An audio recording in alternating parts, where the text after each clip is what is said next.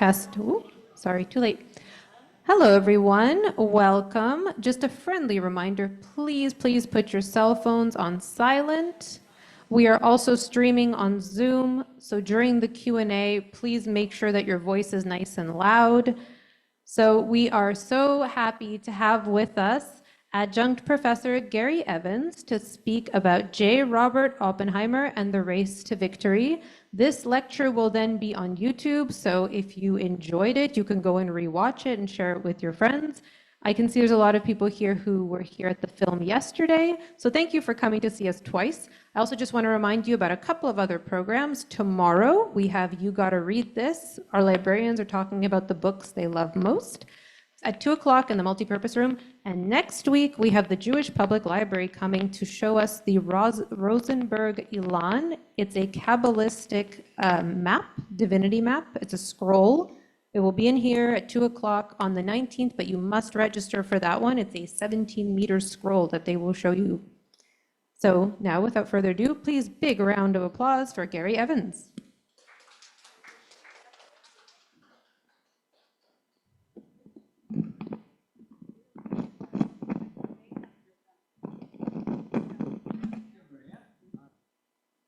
Are we on? There we are. Very good.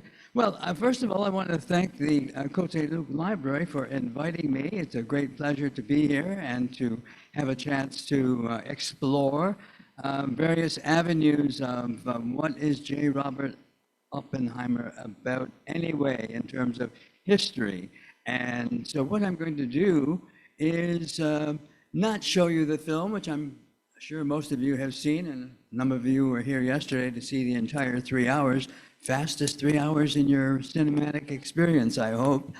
But I'm going to deal with a few clips from the film, but also try to deal with the thing that historians are most interested in, and that is the history, the actual history happening at the time. So the race to victory is a bit of a misnomer, although I'm using it as a teaser in the film, in the lecture, because the question is, what kind of race was going on? Were the Americans in a race against Nazi Germany to develop the atomic bomb? Many of you think that's true, and we're going to introduce a few elements that might raise some questions about that race. But first of all, just for those of you who are not certain, J. Robert Oppenheimer has resurfaced as the hero, the victim, or the monster of the atomic age. His popularity has blossomed with the appearance of this Oscar-winning film, which we are speaking about today. And the film is based largely on the 2005 Pulitzer Prize-winning biography called American Prometheus. And I have a copy of the book up here. It might be a little forbidding for you as you look at the number of pages, but on the other hand, it can also be acquired through most libraries now, and I strongly recommend you give it a chance because it is fascinating. But until, there have been about 40 biographies written about Oppenheimer, yet until the film appeared, he remained almost unknown to the generation that was born around the millennium. Today, we'll look at how film and biography dealt with the birth of our age of anxiety and the man who accepted responsibility for, but not guilt, for setting the stage for today's geopolitical reality. Stanley Kubrick concluded with Dr. Strangelove that this was an era in which we learned to love the bomb. My own conclusion is a bit more traditional. We may ultimately believe, I think, that there were two Oppenheimers, and I'll try to emphasize that as we move along. Two Oppenheimers, one a man who loved impossible challenges against which he could prove his superiority, and a man who became a critical piece of the machinery that can destroy civilization as we know it. Oppenheimer's story, then, is like the 20th century, one that leaves us wondering about the impossibility of reconciling the irreconcilable opposites of what we read and see at the movies. How much of the film is true? How much of the biography do we learn? Well, I'm going to try and give you pieces of both. First of all, who was J. Robert Oppenheimer? You'll have to ask the child genius who believed that deed, not creed, was how to live. Deed, not creed. He attended the Ethical Cultural School in New York City, where privileged children of the wealthy, mostly Jewish West Side attended. Young Robert in the center photo showed interest in English and French literature, mineralogy, and chemistry. And an underlying lifetime influence was probably the school's motto, and I'll repeat it again: deed, not creed. This reflected a very cosmopolitan German Jewish American tradition of assimilating into the dominant culture, exactly as Jews had done in 19th century Germany. Robert's family prided itself for being non-practicing Jews, so much so that his father Julius named young Robert after himself, a naming practice forbidden in European Jewish tradition for a living relative. Years later, when people asked, what did the J stand for? Robert's answer was always the same: nothing. While studying in Holland in 1926, Robert acquired his lifetime nickname, Oppie, which I'll use throughout today's talk. There were two important women in his life. I'm excluding his mother for now because mom is always the most important woman in everyone's life, but these are very important women in his life. The woman on the left, Jean Tatlock, and the woman on the right, Kitty Oppenheimer. Now, Jean was an American psychiatrist and a member of the Communist Party USA. Oppie was deeply involved with her from 1936 to 1939. She refused his two marriage proposals. Her severe clinical depression and alleged lesbianism may have led her to eventual suicide in 1944. I'm not going to get into that, but it's one of the question marks that is raised in the biography and pretty much answered as best as possible. It was definitely on account of runaway depression, I guess you could say. Now, in 1940, Oppie married Catherine Visserin, a German-American who's descended from German nobility, allegedly, a biologist, a botanist, and also a member of the Communist Party, USA, with a strong dependency on alcohol. Oppie's brother Frank's wife called Kitty one of the few really evil people I've known in my life. Kitty was known for being feisty, with a voice deep and a hoarse emanating voice from that tiny chest. And she was a cruel yet brilliant personality. Her two children were less important to her than her stabilizing influence on Oppie. His career became her career, and the children suffered for it as a result. Nonetheless, these are two of the important women who frame Oppie's life. Now, Oppie studied quantum physics in Europe from 1925 to 1929. He's still very young, and he was inspired by physicist Niels Bohr on the left and Werner Heisenberg, whom you see on the right. Bohr won the Nobel Prize in 1922, and Bohr wins the Nobel Prize in 1932. Bohr the Dane inspires Heisenberg to pursue quantum theory and quantum mechanics, and subsequently he brings it to America. Germany's Heisenberg would remain in Hitler's Germany and become the leader of Nazi Germany's fission program, that is, trying to figure out how do you make radioactive material into something more than just radioactive material. His work could have led to an atomic bomb, except that Germany did not have the resources to make an atomic bomb. The question posed during the war was, will the Germans be able to build an atomic bomb that will win the war and change the world? Oppie used that as a kind of explanation for many of the people working with him at Los Alamos to explain this is why we're doing what we're doing.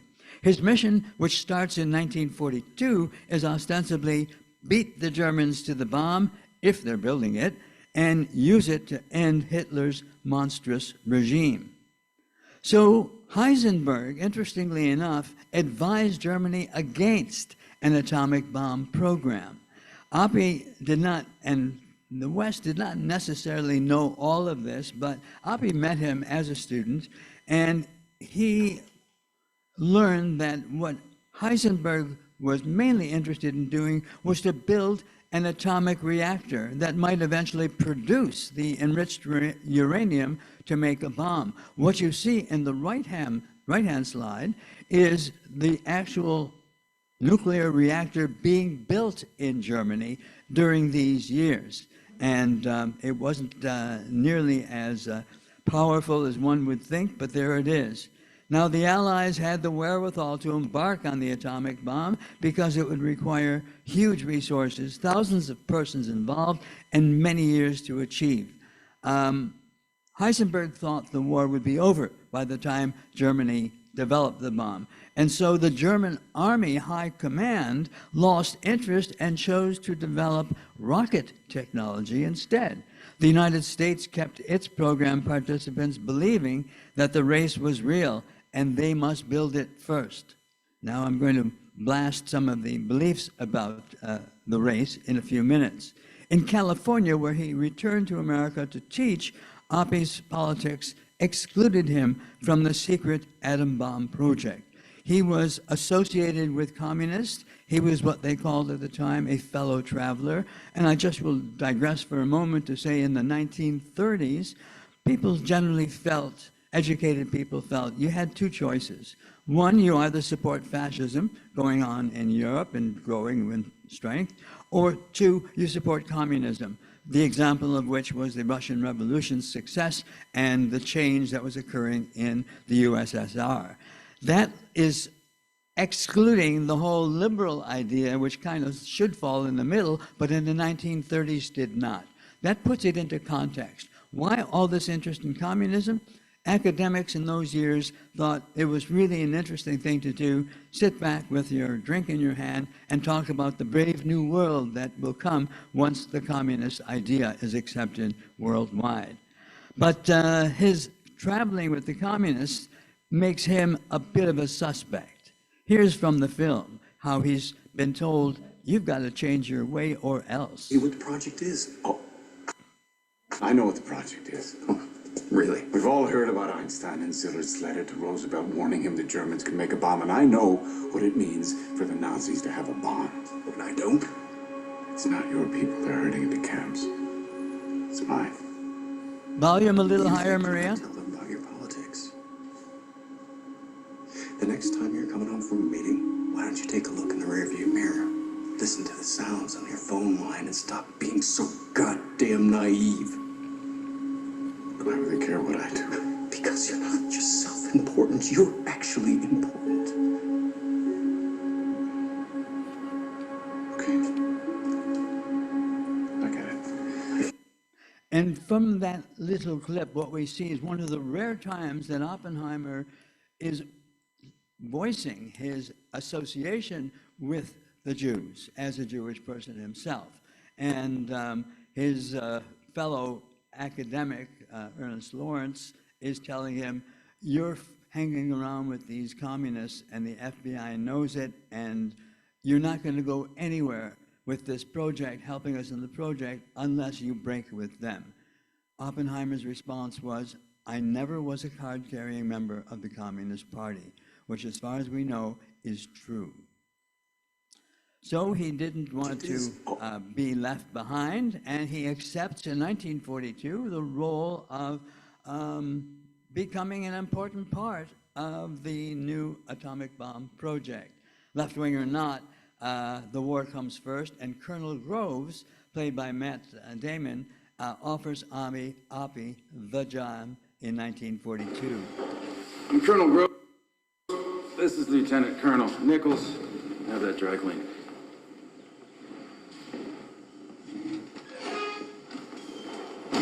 Well, if that's how you treat Lieutenant Colonel, I'd hate to see how you treat a humble physicist. Oh, if I ever meet one, I'll let you know. Ouch.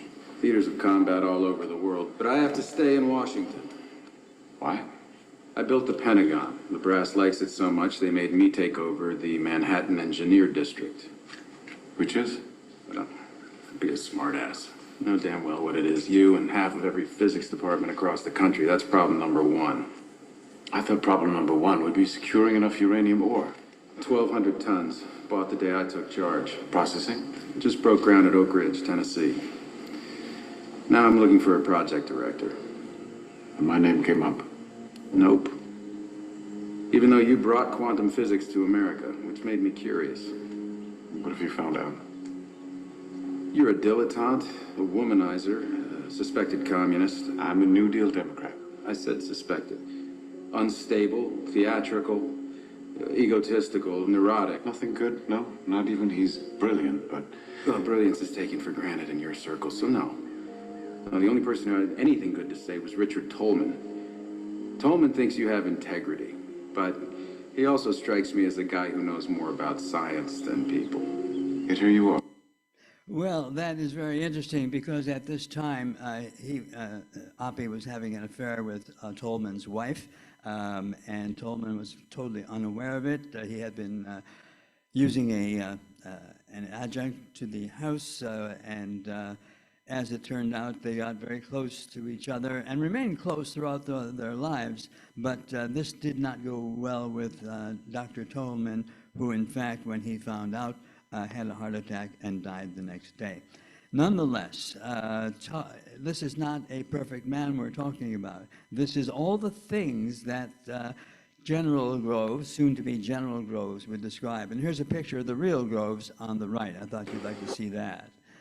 Now, the question that is still reverberating up to the present day, was the atomic bomb project moral? And what we see in this clip is that his loyal friend and fellow physicist, Izzy Rabi, expressed moral qualms about the project. The physicists Szilard and Einstein had warned President Roosevelt in 1939 that the Germans could build a bomb. And so the United States felt it had to begin the race, if there was a race. But in 1941, a scientist working for British intelligence read in the Physikalische Zeitschrift, a journal, that Germans had not committed resources needed to make an atomic bomb. In 1941, the people who are in the know the Germans are not making a bomb at all. The journal listed physics lecture courses then offered in German universities. The German Jewish physicists who had been fired by the end of the 1930s had left Germany. And those non-Jews who remained in Germany were scattered across the country teaching. The Germans had concluded the bomb was too hard for their own scientists, and so the Allies could never do it either. The Germans published 11 articles on atomic fission in physics journals in 1942 and 43, and the Allies benefited from them greatly. It was clear then that no concerted German effort was happening. Well, what about the race that we're talking about here? What race? There is no race. So, what we are understanding, the rush to build the bomb is a focus on Oppie's challenge. Win the race against the Germans? Yes, maybe, we don't know. But the question is, can you do it? And the genius in Oppie says, I can do anything. And he could do just about anything. You name it, and he could be superior in it in no time at all. So a close reading of this biography, which I've got here on the front of our dais here, shows us that the power politics turns out to be what's at the core of all of this period of time, and a bomb would end the war and make the United States the arbiter of world power. That's the most important thing to know. Few people involved in the project understand this will make the United States the major power in the world forever, forever.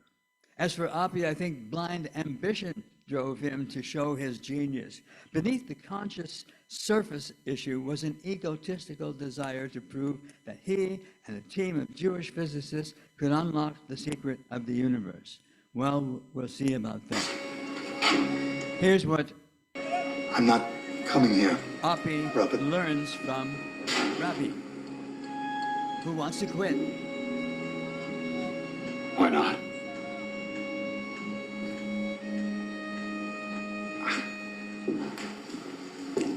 You drop a bomb, it falls on the just and the unjust. He's an Orthodox Jew.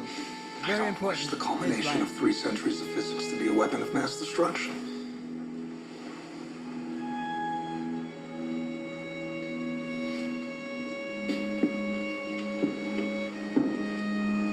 Izzy, I don't know if we can be trusted with such a weapon. But I know the Nazis can't. We have no choice. And that perhaps convinces Izzy Rabi to stay with the project, which he does. And that's an important element in terms of what is the moral issue involved. All of the scientists knew about the moral implications of building a bomb. The Danish physicist Niels Bohr would label Oppie the American Prometheus, after which this biography will be called. And let me have him put in his opinion about what was the responsibility of Oppie with respect to all of this. To talk about after. What you're about to reveal will forever outlive the Nazis. And the world is not prepared. You could lift the stone without being ready for the snake that's revealed. We have to make the politicians understand this isn't a new weapon. It's a new world. I'll be out there doing what I can, but you're an American Prometheus. The man who gave them the power to destroy themselves. And they'll respect that. Well, that, of course, is the question that continues to the present day, isn't it? Here is a picture I thought you'd be interested to see of an aerial photo of the actual Los Alamos site in New Mexico. When you saw the film yesterday, you saw a flatland sort of a place and looked a bit like a desert flatland indeed, but this is the real Los Alamos, taken from about 3,000 meters in the sky. And it's still operating today. It still does top secret work, and it's still very much involved with the whole question of nuclear energy. So what I've done up to this point then is to show that the project has a purpose, which is perhaps to end the war quickly. That is the main thing. Now I'm jumping ahead purposely. The key post-war decisions were made at the Yalta Conference in Crimea, February 4th to 11th, 1945. What you see here is Winston Churchill, President Roosevelt, and Comrade Stalin, Joseph Stalin, as they are posing for the cameras. Now, the question at Stalingrad, at Yalta, is what will bring this war to an end quickly, now that we are almost there?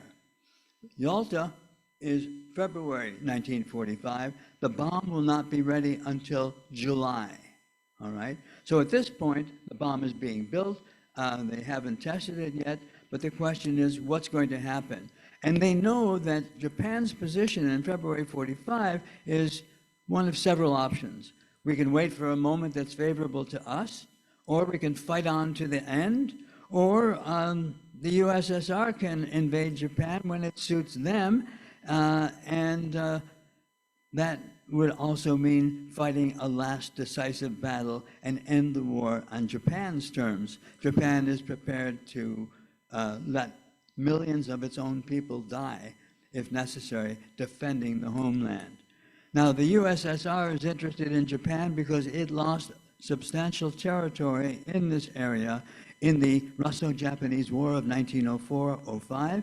They want their territory back, and that's why they're cooperating so well with the Allies. The question that history has been asking ever since this time is, was Roosevelt weak in 1945 at Yalta? You see him on the far right of this photo, and he's not only weak, but he's dying. Stalin said at this Yalta meeting, 2 to 3 months after Germany's defeat, the Soviet forces would join the Allies, will move into Mongolia, and take back Russian territory that was lost in the Russo-Japanese War. Many people criticized Roosevelt for giving in to Stalin at this time. I'll just digress for a moment. I once was at a conference. One of the speakers at the conference was the man who flew the airplane that was carrying the president to Yalta. And he said, do you know what? You think the Germans were finished by that time in February? They were shooting at us, which also shows that the war was far from over, and they certainly needed the help of the Soviet Union to get this thing done with. So that's worth thinking about too. And at Yalta, here's the USSR agreeing to invade Japan after Germany's surrender, and the arrow points to some of the land that it wants to get back to Russia, to the Soviet Union. Also in February, same month, the United States Army Air Force begins low-level incendiary bombing of Japan's cities. This is a bombing run. This is what a bombing run looked like.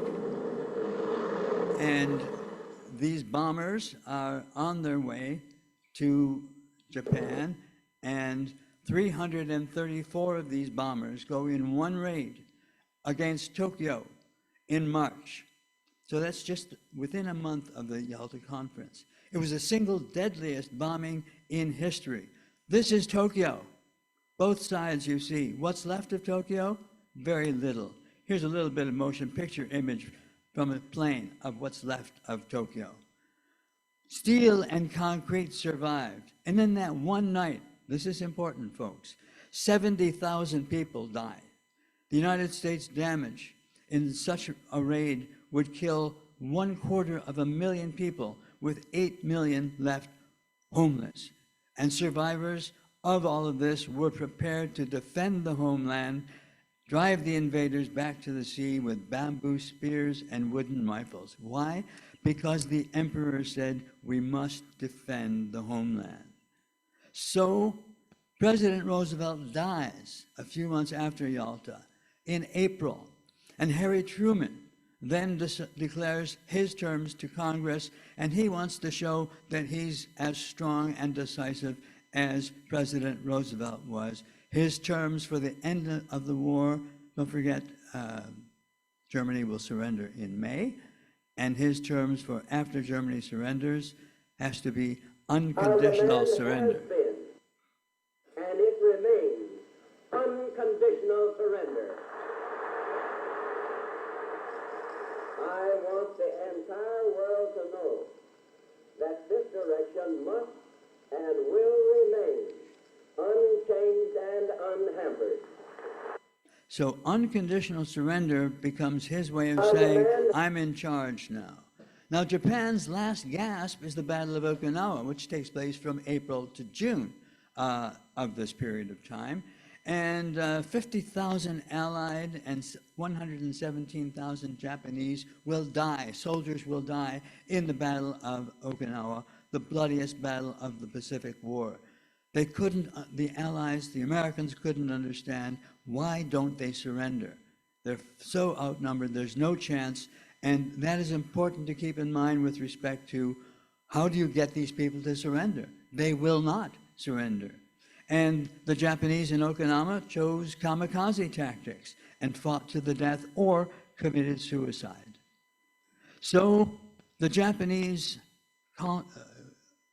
government officials study peace possibilities in June while the Battle of Okinawa is going on.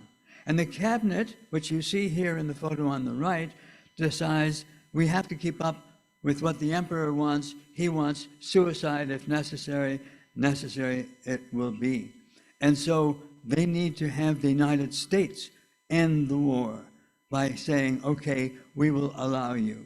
And what we will allow you to survive if, and Japan makes this as one of its conditions, if you leave the emperor in place.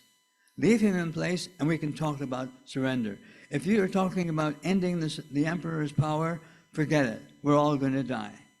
So that is something the Americans are very much aware of. And meanwhile, the question is, what do you do once the atomic bomb is finished? And what you do when the atomic bomb is finished, some US officials urge a warning to Japan. Look, why don't we just tell them that this experiment we've been working upon, untried so far, it's going to work. And if they don't know what's coming, you tell them what's coming, and maybe they'll surrender at that point. Or maybe we should do a demonstration bomb. Some of the people working on the bomb said, let's just drop a bomb in Tokyo Harbor and show them what it can do. And then the question is, well, what do you do if the bomb is a dud? Or what do you do if they shoot down the plane that's carrying the bomb? No, we're not negotiating. Unconditional surrender is absolutely essential. And that becomes America's terms. The committee studying ending the atomic bomb. things. So I'm moving that along. So the United States decided to use psychological warfare. And the United States drops 7 million leaflets on Japan telling them surrender or else. They're not telling them what the or else is, surrender. Now the question is, the physicists who have been building this bomb are asking themselves the moral question. Leo Szilard and Edward Teller, they are saying we should warn the Japanese before dropping the bomb. It's immoral to simply drop it on them. Oppenheimer himself said, let's just drop the bomb, and you scientists are circulating a petition. I'm not going to present this petition to the government. That is what the people in Washington are going to decide. They know what they're doing. It's not for me to say we should or should not use the bomb. And so Oppie is on the advisory committee, which unanimously advises President Truman, drop the bomb. So Oppie is part of all of this. The Allies meet again in Potsdam, Germany, July 24th, 1945. Churchill, Truman, and Stalin, and Germany, which had surrendered in May, a couple months earlier. Truman approaches Stalin without an interpreter and casually tells him that the United States has, quote, a new weapon of unusual destructive force, end quote. Stalin shows little interest, replying only, he hoped the United States would make good use of it against the Japanese. What? Why did Stalin show no surprise? Can you guess? Soviet intelligence had been receiving information. They knew that the Americans were building a bomb. And so they knew of this since the fall of 1941. Klaus Fuchs, who joins the team at Los Alamos and actually contributes greatly to the trigger that sets off the bomb, turns out to have been a lifelong communist who would not give up his communism and who wanted to maintain the alliance with the Russians. And so he gave them some key points in terms of the recipe for building an atomic bomb. It's really a very scary item altogether. The Potsdam Declaration that follows the knowledge that the bomb has been tested. July 26, Japan must accept unconditional surrender. And if they refuse, prompt and utter destruction would follow. They don't mention the atomic bomb at this point, but they're told surrender or else.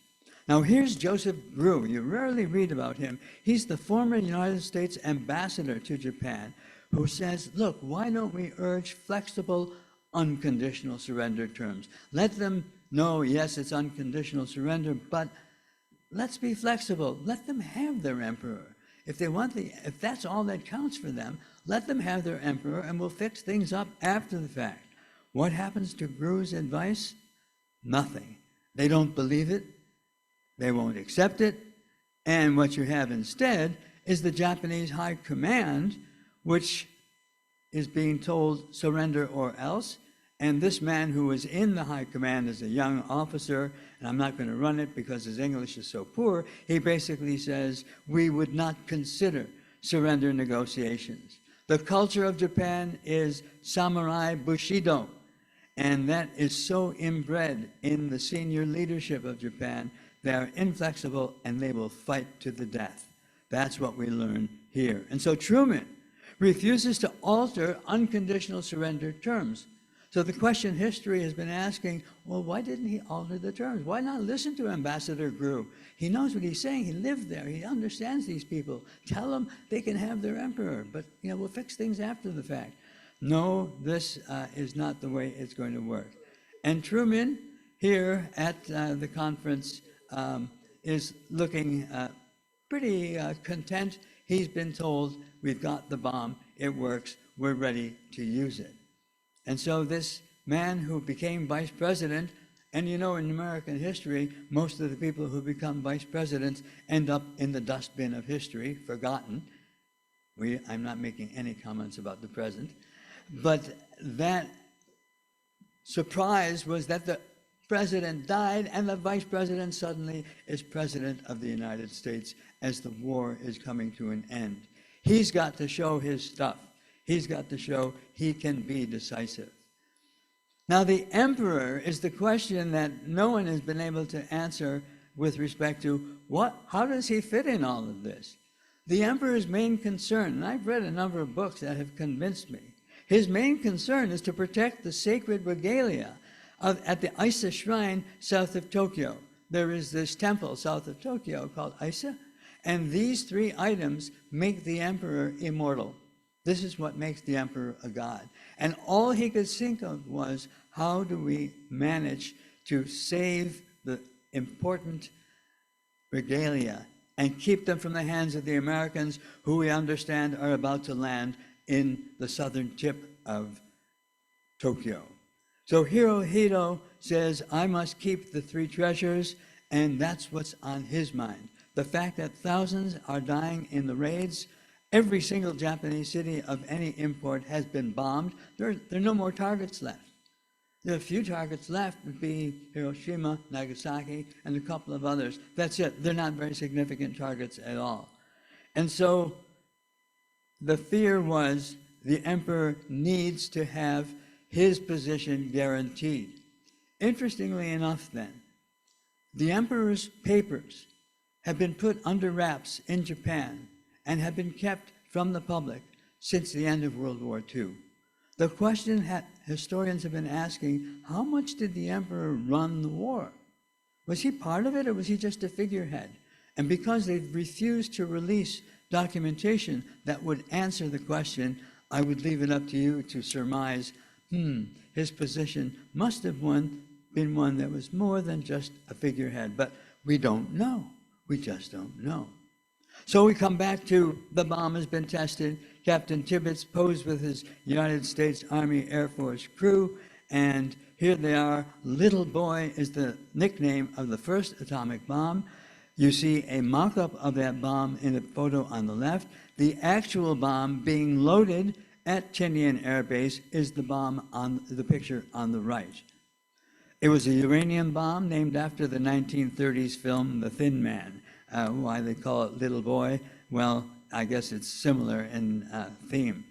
Plutonium was used for the Fat Man, and that's the bomb that's used at Nagasaki. But I won't get into that right now. What we do see here is the bomb blast over Hiroshima on August 6, 1945. Truman's public explanation is that the atom bomb will make victory possible without the military casualties expected in the planned U.S. invasion in November. The U.S. is planning to invade Japan November 45. But perhaps the real issue was that the bomb meant that he and his advisors would remake the post-war world without their communist ally, the Soviet Union, occupying Japan. If you finish the war now, the Russians are out. They're not going to invade Japan. If we don't finish the war now, there's no telling what the Russians are going to do, and they will invade Japan, and Japan might become communist, which is the last thing that the Americans ever want to see. And indeed, the Soviets declare war on Japan on August 9th, 1945. Look at the map on the left. And what we see happening is that Soviet Union is invading simultaneously on three fronts into Manchuria. 1.5 million soldiers are on their way to Japan. And what this means is that they're intending to take over Japan's island of Hokkaido, which is the northernmost island of Japan, and the United States would invade the southern island. Japan is dumbfounded at the speed of events because they had had a neutrality treaty with the USSR, and now the USSR has torn it up and has said, look, we're going for Sakhalin Island and Manchuria, and whether you like it or not, We are not going to act as a third party to end hostilities. We are at war. Forget the peace treaty that we had. And so 1.5 million Soviet troops crossed into Manchuria. Here's a photograph of the typical view of the Russians moving into Manchuria and subsequently intending to invade Hokkaido. Mechanized troops crossing into Manchuria, thousands of captured Japanese troops. Now, what happens when you capture the Japanese? Russians, what do you do with your captives? Off to Siberia. And over half of them will never be heard from again. We can only surmise.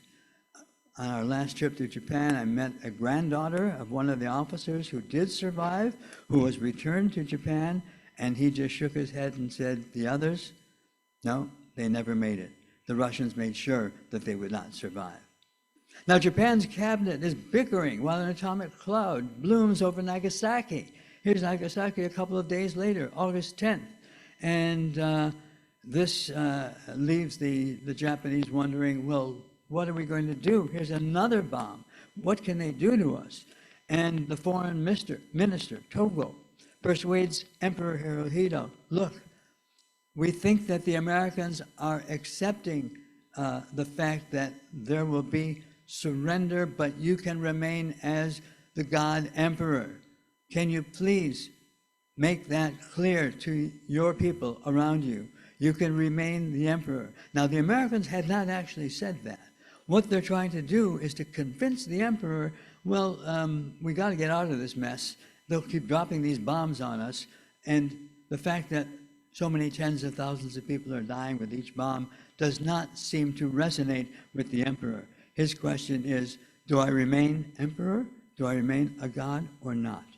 And so ultimately, Hirohito addresses his government, all his ministers, and he overrules the military, which says we fight to the death. And he records a surrender for broadcast on radio. The record is made. He's crying as he's talking about the fact we must surrender, we must endure the unendurable. And the record, which is made, is what you see on the left. That's the actual record. And the emperor goes to bed knowing that the following morning, this record is going to be played over Japanese radio, demanding Japan surrender. It's all over. Well, not quite so easy, because the commander of the guards of the palace resists, and young officers murder him. And 1,000 followers stand outside the palace of the emperor, ready to attack. We are never going to surrender. And the plotters have to search for the record. We've got to get the record and make sure they don't play it. And they spend the night going through the office next to the emperor's sleeping quarters, looking for the record. Now the emperor is asleep next door, and they say, be quiet, make sure we don't wake the emperor. Remember, he's a god, we cannot wake him.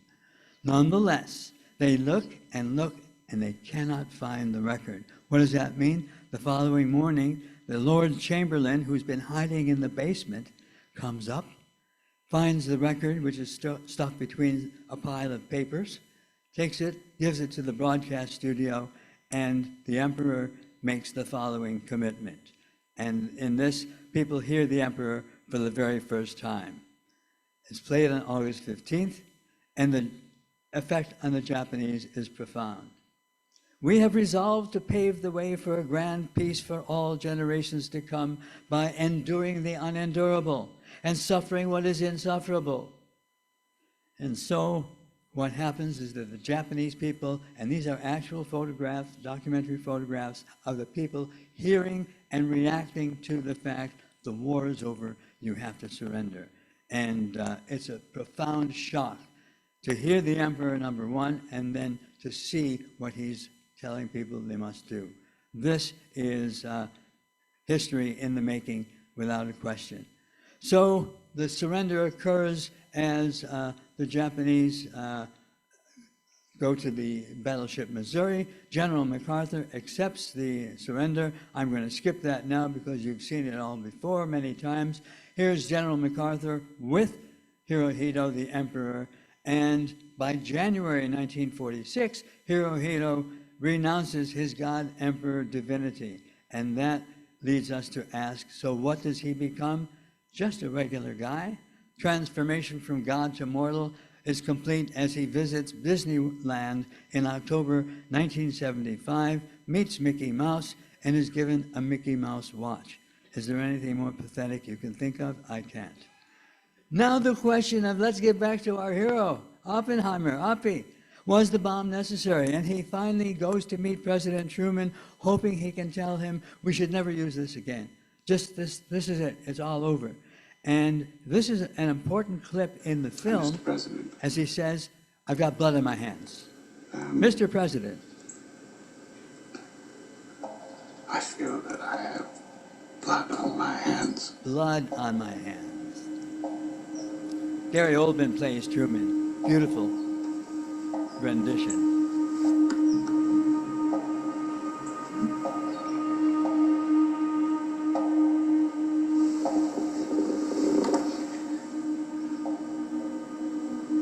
You think anyone in Hiroshima or Nagasaki gives a shit who built the bomb? They care who dropped it. I did. Hiroshima isn't about you.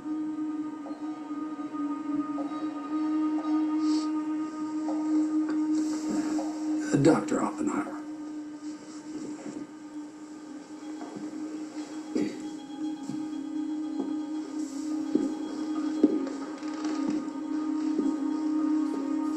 Don't let that crybaby back in here. Don't let that crybaby back in here. And he says even worse. Robert saw that hand-wringing got him nowhere. It got him nowhere. And so Truman said, he alleged later, and you get this from the biography, never mind, it'll all come out in the wash, about blood on the hands. In another version, Truman embellishes the story, pulls his handkerchief out as we saw, and offers it to Oppie and says sarcastically, well, here, would you like to wipe your hands? The meeting was over, they shook hands, and Truman said, and this is what's really important, you get this in the biography, don't worry, we're going to work something out, and you're going to help us. And with these words, Truman confirms that Oppie is now a Washington insider. What's the greatest thing you can ever achieve in Washington? Power.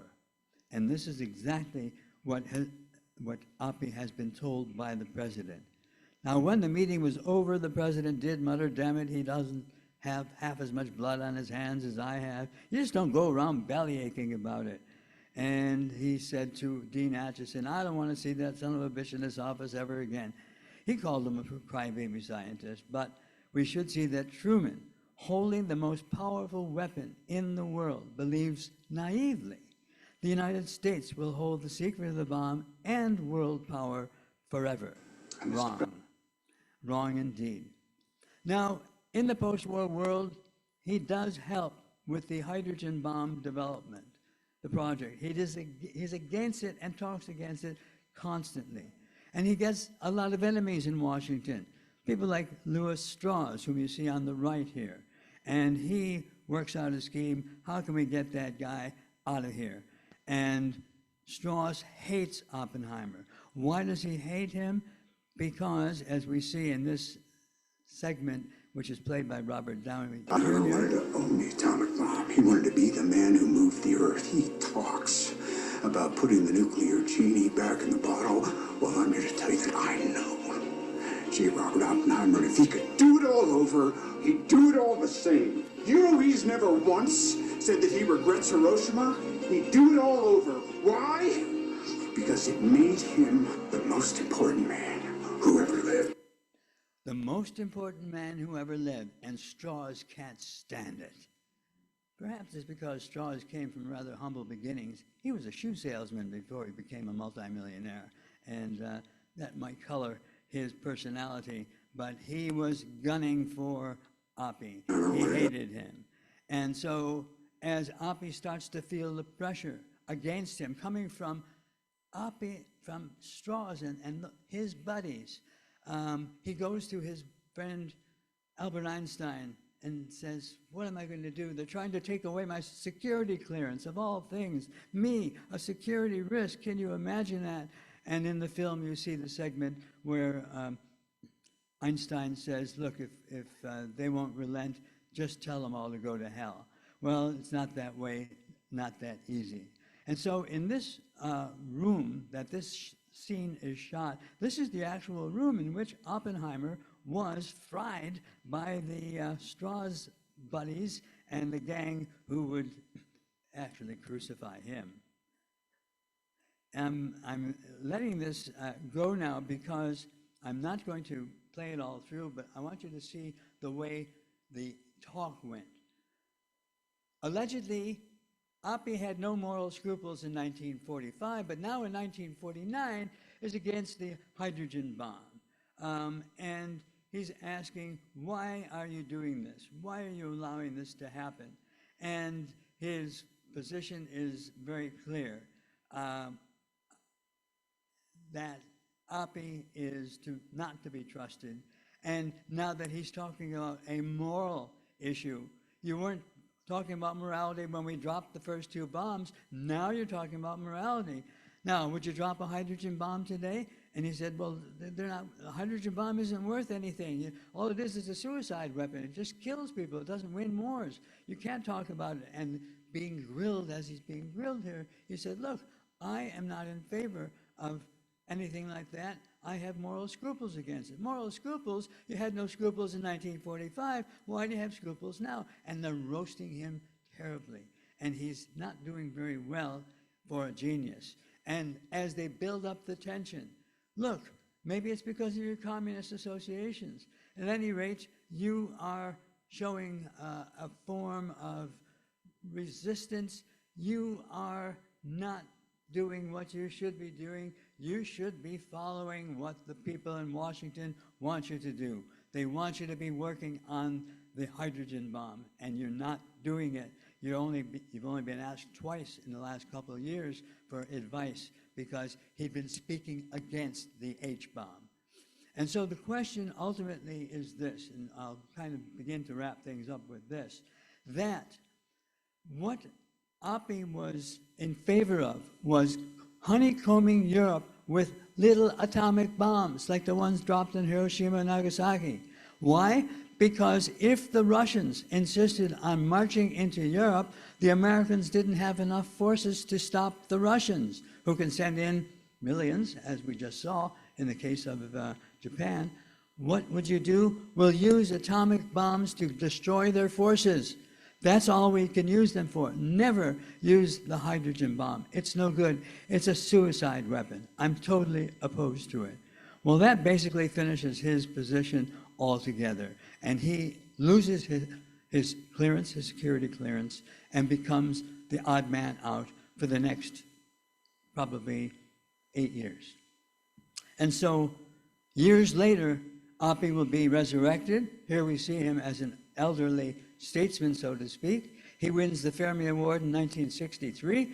He's invited to the White House the same year to receive a reward for his work. He's resurrected before he dies, which is one good thing, I suppose.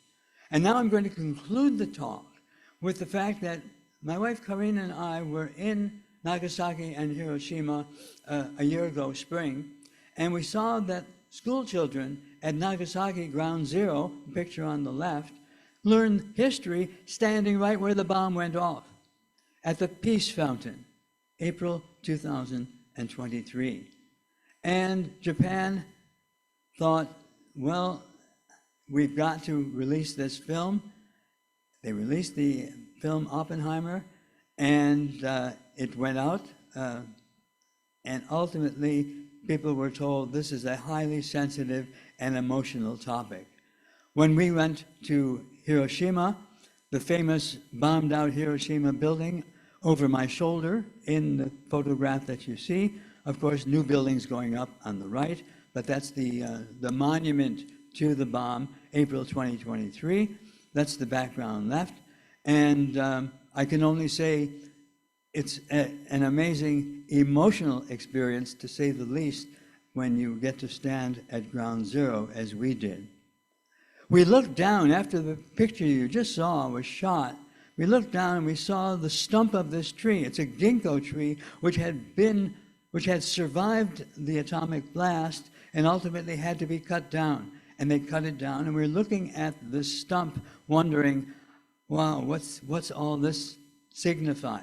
And coming from the stump, the close-up that you see here, do you know what that is? Another ginkgo tree growing on its own.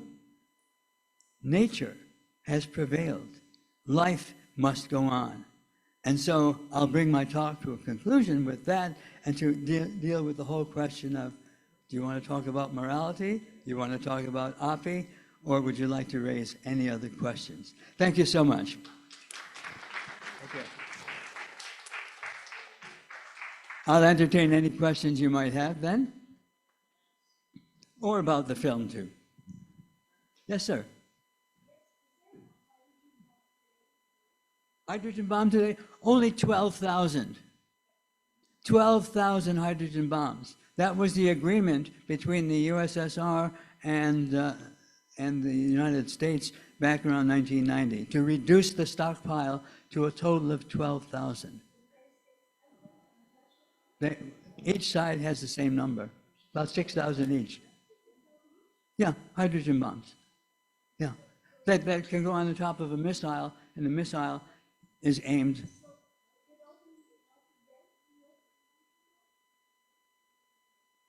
They will be used in the event of a world war. They will be used if each side wants to destroy the other and destroy himself. Edward Teller is primarily behind that. His group at Los Alamos worked on the hydrogen bomb.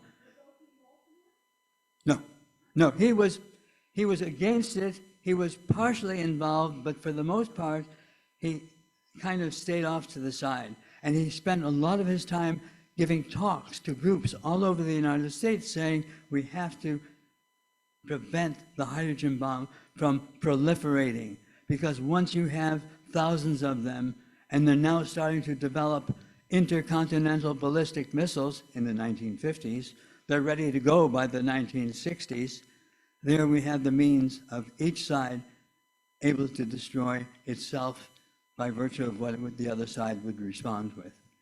It's too frightening to consider. Yes, ma'am.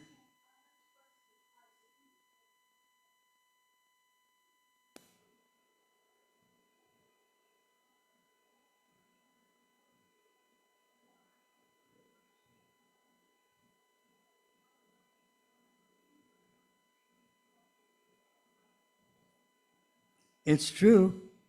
You've never heard it, but that's the truth. Now you understand that for America, maybe for Canada too, the bomb is everything. But it's not everything. It was the Russians coming. 1.5 million Russians invading Japan. They would have completely destroyed Japan's ability to re-enter the world of, shall we say, democracy as it became, and productivity, and becoming ultimately an ally because the United States guarantees Japan's security.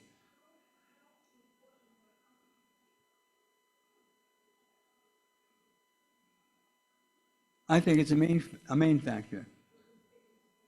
Yeah, I think it's a main factor. But the others that I mentioned, the emperor wanted to be sure that his holy relics would not be taken by the Americans. And that's why he said, let's end it right now, because they're on their way to land, they're about to land. And so he said, I quit. And so whatever you people are recommending, forget it. I have to save my divine identity. And the atomic bomb. So we can use 3 elements, and you can give the weight to whichever one you wish as the most important. But I think it is important as an historian talking to you that we recognize that the Russians were anything but beaten, had enough of the war. They had not had enough. They wanted Sakhalin Island back. They wanted the Sakhalin Peninsula. They wanted the Kurila Islands. I showed on the map very quickly. And they wanted Hokkaido. Why not? Let's take the northern island. Well, I'm glad you learned something this afternoon. Thank you.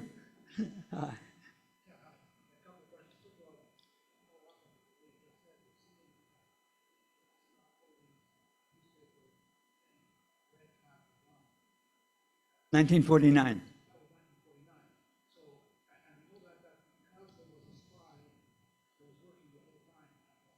More than one, but the one who was the most dangerous one was Klaus Fuchs, Fuchs, because he invented the trigger for the regular atomic bomb, and his invention was then given to the Russians.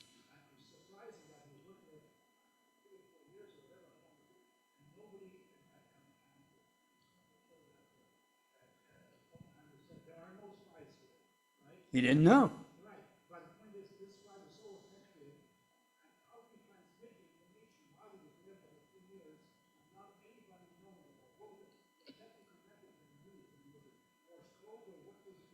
I can't answer that. I just know that he did his job. Yeah.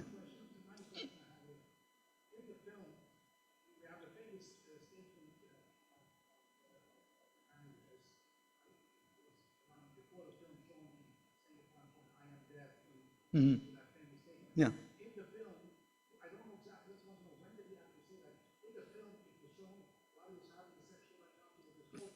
Yeah. Yeah. Well, that's Hollywood for you. Yeah. He was being interviewed on television on Edward R. Murrow's program called Person to Person, I think, something like that, in the 1950s. And if you read what he actually meant by saying, I am death, the story of I am death is all about the god Vishnu, who is talking to a prince who says, I don't want to go to war. I'm tired of killing. And Vishnu says, you must, it's your duty to fight. And the man says, no, I will not. And then suddenly Vishnu becomes another creature with multi-arms. And he then says to the prince, I am death. I am death.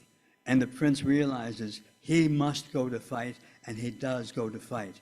Now, if you find the context of I am death, it's that Oppenheimer doesn't want to have to develop an atomic bomb, but it must be done because it is the geopolitical future of the world that's involved. Not so much the Germans. It's the geopolitical future that he's got in his hands. And I am death is what ultimately will justify what he's doing and justify to himself the moral issue. And so he never feels guilt. Right up to his dying day, doesn't feel an ounce of guilt. He was doing what needed to be done. It was his moral obligation.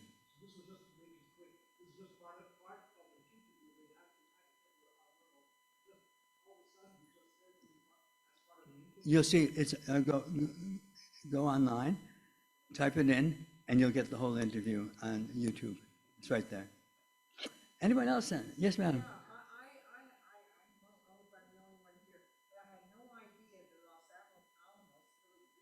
Oh, yeah, yeah. Top secret. Top secret. Yeah, well, if... No, no, not at all. And the interesting thing is that Los Alamos is now involved in the rebuilding of the nuclear defense capability of the United States, and they expect it to cost approximately $1 trillion in the next decade to rebuild America's defensive abilities with nuclear weapons. I'll say no more. Yes, madam.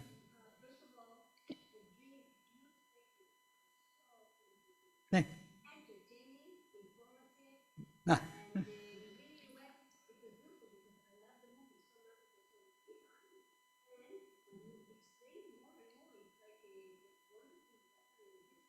Thank you.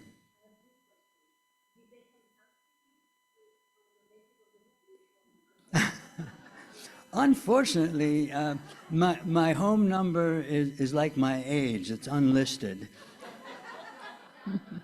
Never called me.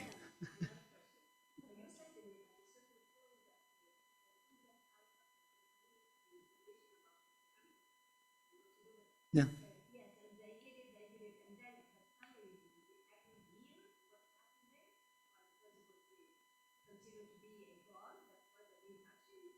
That's right. He's a god. Everybody seems to have one religion or another in this world. I don't know. Sometimes I think that's what causes people to kill each other, but I'll let that go. Yes, he's as part of the religion, but he's no longer a god. As a matter of fact, when we were there a year ago spring, the emperor was supposed to go out, go past the palace. We were at the palace, outside the palace, obviously, and we were waiting to see the new emperor, the young man, come with his wife, and they were supposed to go somewhere. And there were about 100 people standing outside wanting to see the emperor. Well, we wanted to see him too, if it was possible, just to see him for the heck of it. We were there. But it turned out he didn't come, and we had to go, and our day was up. So we didn't see him. But it's interesting that so many people would go to see the emperor, even though everybody knows he's no longer a god.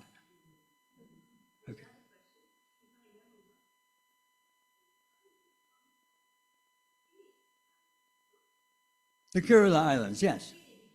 Yes.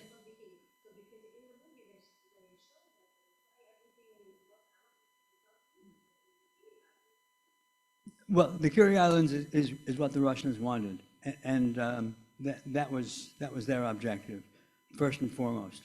Is that what you mean? Are you talking about testing the bomb? No, not at the Kurila Islands. No. The bomb was only tested once. And that's what I showed you in July of '45.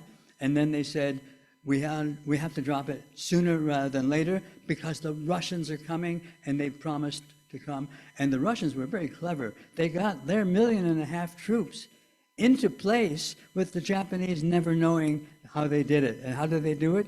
Train after train after train had passengers who were not in uniform going to their respective places. You'd never know what they were doing was building up the forces. They weren't going as soldiers, they were going in civilian clothes. And the 1.5 million men went on August, 26th, I think it is.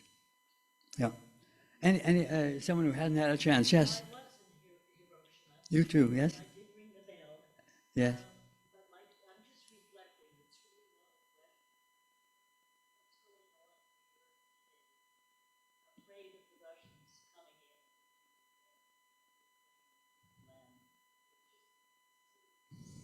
It's something that neither you nor I can make predictions because we only get to see what has happened after the fact. But some people say that the Russians won't stop if they get Ukraine and they'll take all of Western Europe. I don't know whether that would pay off for them in any form or fashion. I doubt it. But historically, Ukraine has been very close to Russia. And you understand why they're wanting to get, that was their own shadow of conquest. But I can't say anything about that. I don't know. Yeah, that's right. Glad you had a chance to visit. If you go to Japan, try to make a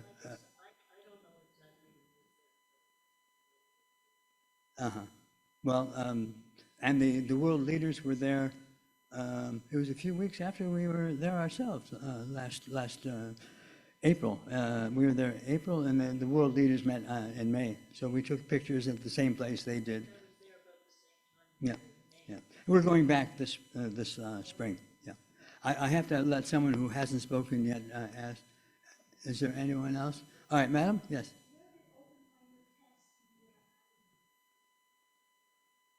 Well, they're tested in not at Los Alamos, but there is a place where a flat place which looked very much like what you see in the film.